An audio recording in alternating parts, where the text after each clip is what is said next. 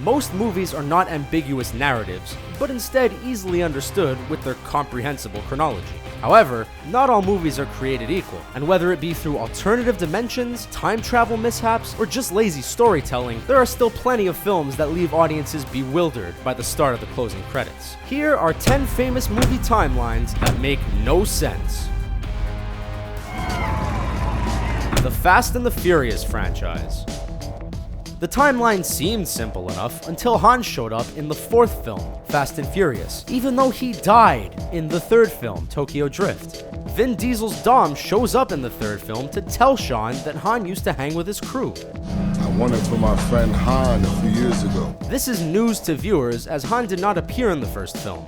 It is not until a few films later that audiences are given enough information to figure out that Tokyo Drift takes place between Fast and Furious 6 and Fast 7. I think we made it! Hot Tub Time Machine 2. The first Hot Tub Time Machine has plenty of flaws with its time-traveling logic. In the film, 4 guys accidentally go back in time to a weekend ski trip in 1986. While 3 of them look like their younger self to everyone else, Jacob walks around looking like his current self because he was not alive yet. That alone makes little sense in the time-traveling rules, but let us take a look at the much more nonsensical timeline in the sequel. The film opens to show Nick as a famous music producer and performer who in their version of the present has released famous songs such as Smells Like Teen Spirit and Mbop. This would be impossible, as Rob Corddry's Lou is the only one who stayed in the past at the end of the first film. The rest of the plot gets even sillier when Lou is shot and jumps in the hot tub to go back in time and catch the shooter. Only he ends up going into the future to find the killer. This shouldn't make a difference since the shooting has already happened and is not being prevented. Things get worse when they return to the present and see that it was their future actions that caused the shooting in the first place. The Butterfly Effect. The Butterfly Effect does not seem to understand its own chronology and limits for Ashton's character, Evan. One particularly confusing moment is when Evan finds himself in prison and attempts to prove to his religious cellmate that he is able to speak to God. He does this by returning to his childhood, piercing his hands, and returning to show his cellmate scars resembling stigmata. The problem with this is that after Evan goes back in time to hurt himself, the timeline would have shifted because of those actions. However, Evan manages to return to the prison with his cellmate, amazed by the stigmata. Evan would have had those scars once he walked into the prison because he changed the timeline as a child. The change would only be known by Evan, and this is also assuming his actions did not alter his path to prison. The Butterfly Effect has many moments similar to this in a wacky timeline that proves time travel is not a substitution for a cohesive and reasonable plot. The Purge. The 2013 film sets the events of the movie 9 years into the future.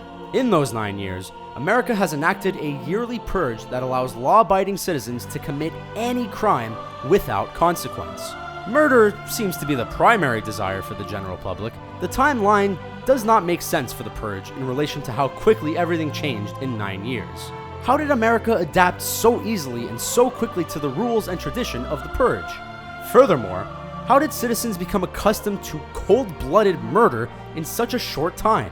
Let's tie them up. We'll kill them right here. No.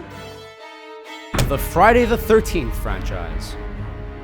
Jason Voorhees' origin story begins when he is just 11 years old in 1957. Since the counselors were too busy with each other to pay attention to Jason while he was swimming in the lake, he drowns. Jason first appears in the second film, which takes place in 1981. How did this ghost-like entity age even though he died as a child? Since they never found his body, could it be assumed that he did not die that day, but hid away for almost 25 years before exacting his revenge on a new set of counselors? If that is the case, why is he basically immortal? The films get even stranger when you factor in Jason X, in which it is stated that he is in a frozen stasis for 455 years after being placed in the chamber in 2010. This would make Jason 64 at the time of being frozen. That man sure is spry for someone nearing retirement age. Planet of the Apes. In the original Planet of the Apes, the twist ending was a classic, but the remake didn't use a simple twist ending, but rather one that just didn't make any sense. Mark Wahlberg plays an astronaut named Leo, who lands on a planet called Ashlar in the year 5021, where humanoid apes run the world and treat humans as slaves. When Leo returns back to the past and lands in Washington, D.C., the Lincoln Memorial has been replaced with a monument of the ape commander from Ashlar, General Thade. How could this be? How is it that the future could alter the past? Rather than giving audiences an even more shocking twist ending than the original, the film does not provide any answers about the timeline and leaves audiences confused. I don't want to talk about time travel shit. Looper. The main issues with the timeline for Looper are the inconsistencies, such as old Joe remembering things that happened to his 25-year-old self, but 25-year-old Joe not remembering events from his 10-year-old self. Pairing that with multiple timelines that are impossible based on choices that are made by other characters and actions made by Joe, Looper has a timeline that seems to do its best throwing audiences through a loop. He did send me back to the future, but I'm back. I'm back from the future. Back to the Future 2. In Back to the Future 2, Marty and Jennifer head 30 years into the future to 2015. Once they are there, they see their older selves and their children. However, just as Doc's dog Einstein disappears momentarily to test the time machine in the first movie, this would mean that Marty and Jennifer would not be around in 1985, making it impossible for them to have the kids they are seeing. We can assume that they returned to 1985, with their children's existence being proof of that. It does not explain why they try to hide from their future selves, as their future selves would expect them to appear, since they were the ones who traveled in the future 30 years before and would remember doing it. This is for John Hardigan. Sin City, A Dame to Kill For. The second film doesn't seem to make sense, even if viewers watch it as standalone stories that need to be sorted like a puzzle.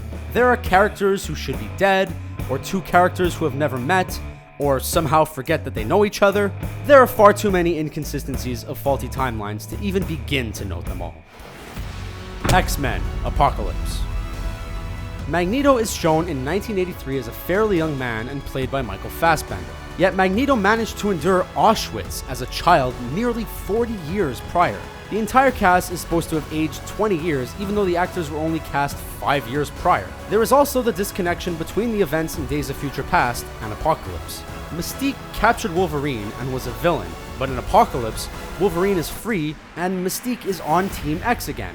What do you think of our list? Were there any movies we forgot with timelines that left you befuddled? Let us know in the comments. Don't forget to subscribe to the Screen Rant channel to see more videos like this one. Thanks for watching.